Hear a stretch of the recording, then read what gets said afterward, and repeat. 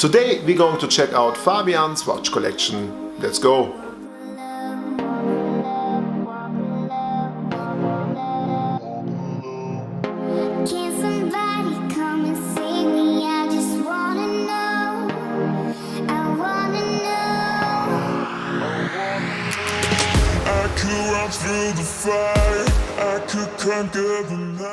Hello and good afternoon everyone. Yes, it's me, Konstantin aka Mr. B, back with a watch collection review from Fabian. Fabian contacted me via Instagram. His name is there, Watch Out Germany, so if you would like to pay a visit, do so. He does have a really great watch collection from my point of view. So let's check out which pieces he has in his collection right now and what we might can add there or change there to make it even a little bit better than that. Let's go.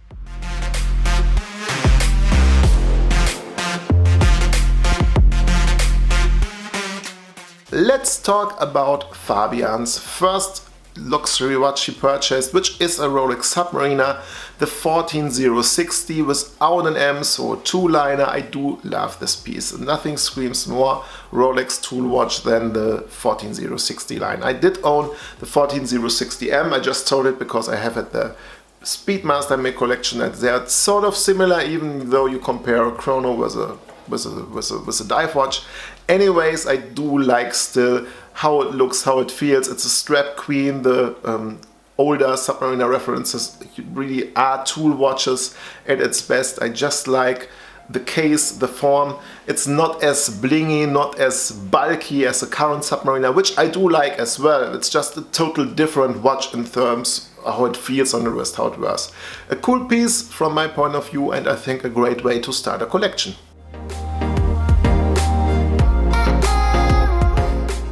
The second watch I would like to talk about is of course a Panerai. I do like Panerai as a brand. As you know, I'm sort of a fan of history, of classic watches. I do think it adds very nicely to the Submariner. The Submariner is a classic dive watch, the Panerai is a classic watch, but the Panerai doesn't have a bezel, or it does have a bezel but not a diving bezel. You do have the sandwich dial there, 47 millimeters of diameter. It's a big bulky piece, but thanks to Titan it's not too heavy. You can dress it up and down with different straps. This is why Fabian actually likes it so much, because it's a very versatile piece. It's a big watch. And I agree, sometimes you need just a big bulky watch in your collection, and yeah, in combination with the 14060M you go two ways. You have both sides available, and this is what I do think is very awesome and which I like quite a lot.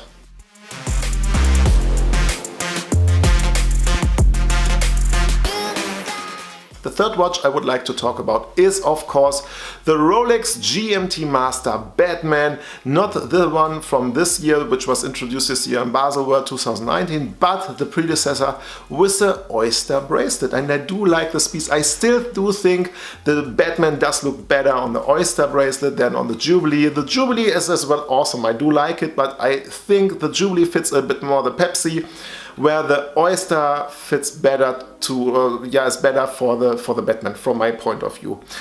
Polished center links, so it's a little bit more blingy. Actually, a new ceramic GMT matches very well an old Submariner like the 1460. You have both worlds there, a modern ceramic beauty and an old, more stylish, more versatile subby. That combines pretty well. And also you do have the Submariner 3 hands, the Panerai 3 hands. Well, you have a small second there, but still. And now the GMT Master. I think these three add pretty cool together, and I think it's a great addition to the collection so far.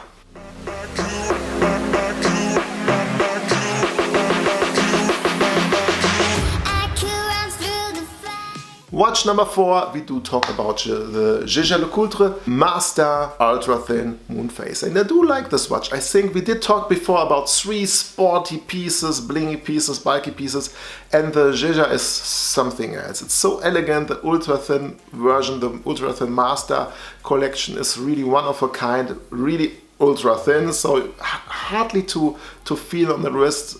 Elegant leather strap in combination with that, it's just perfection. JLC does a great job with the Master line from my point of view. The moon phase is a nice complication to have as well in the collection. It adds very well to the current 3 pieces we saw. I would went for maybe a white dial, because I think then the moon phase pops a little bit more, but this is personal preference, personal taste. Overall, I think it's just a great addition to the current watches. The other three were very sportive. This is, yeah, elegance at its best. And yeah, Jaeger itself does has a great history. So from my point of view, big props for this piece. I think a cool watch to own and a very nice addition to the current three sport models.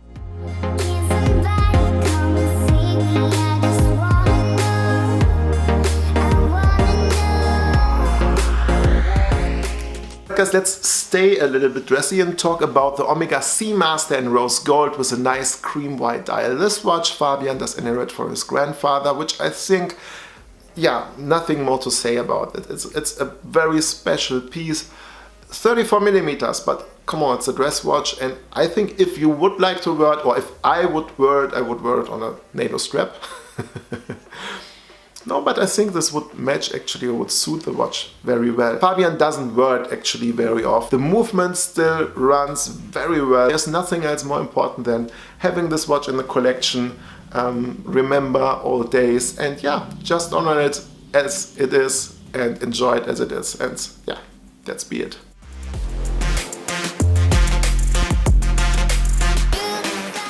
The last watch I would like to talk about in his collection is the Tudor Black Bay Red. It's an older version with the ETA movement inside. It's a beautiful piece, rose gold hands, and in this case the non-fake rivet bracelet, which I do like as well a lot. I do have sort of a problem with the dial, with all the Black Bay dials, the diver Black Bay dials, because it's very grainy. I don't know how to say this, but it's very sort of rough. I don't like the texture of it, so to say. I like my Speedmaster, where it's also like a matte black, but the Black Bay texture of the dial to me is a little bit too grainy, too rough. I don't know. Still a beautiful diver, a really cool piece, vintage inspired, of course, with a snowflake hand. A good, cool watch to have in the collection, even though Fabian is not so much connected to it. He likes it, he enjoys, he likes the hint of red, but something there is missing. So yeah, this is his current collection. So now let's check out where we can start, what we can add, and what we can do about it.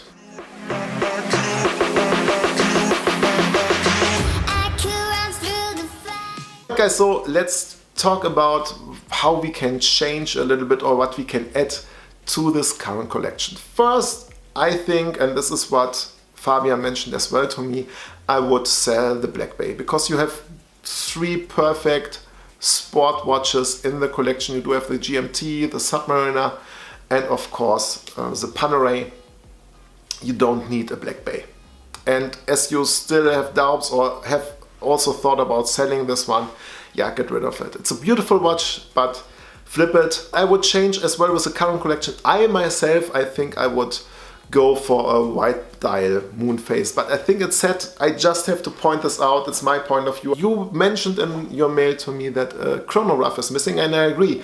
Definitely a chronograph is missing there. So what would I recommend? You mentioned the Speedmaster. You have some doubts about it. It's not your sort of, you know, cup of tea, sort of.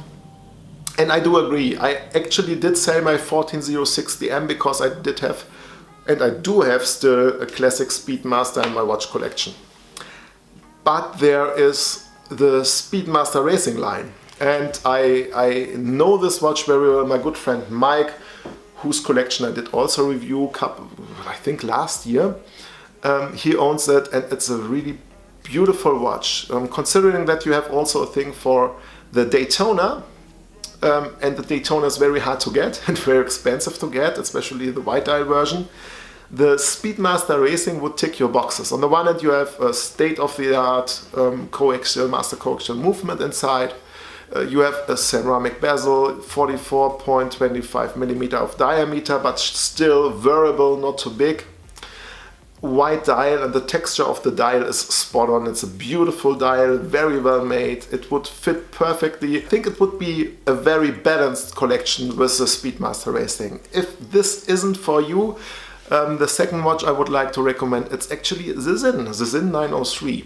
Yeah, I know it's a Zinn, and it's sort of a Navitimer homage, But it isn't, because Sinn did purchase the rights, the cases and so on from Breitling when they were in the crisis, and continue producing this model even better, because the water resistance of the Sinn 903 is 100 meters, where the water resistance of the current Breitling Navitimer is 30 meters. And I did hold the 903 in my hands in the last weekend at the watch event, and I was really surprised by how good it was. Quality-wise, it's there.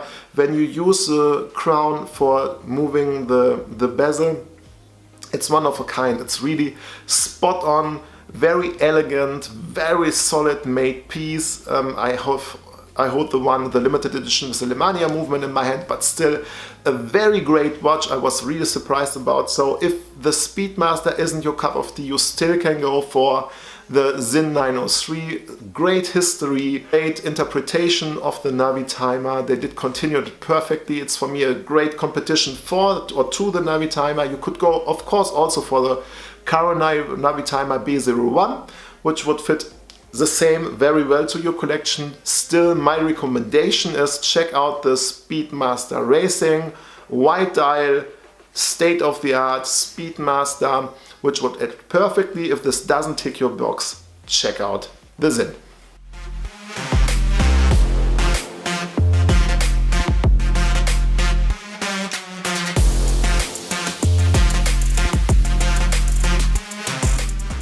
Alright guys, this concludes today's watch collection review from Fabian's collection.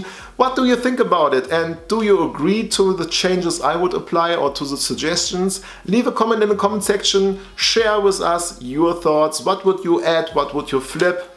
Write it in the comment section below. Thanks for that, guys. I wish all of you now a very happy Sunday afternoon, a good start into the new week. Look forward to see you in the next video. Say goodbye and auf Wiedersehen. Euer Konstantin. Bye guys.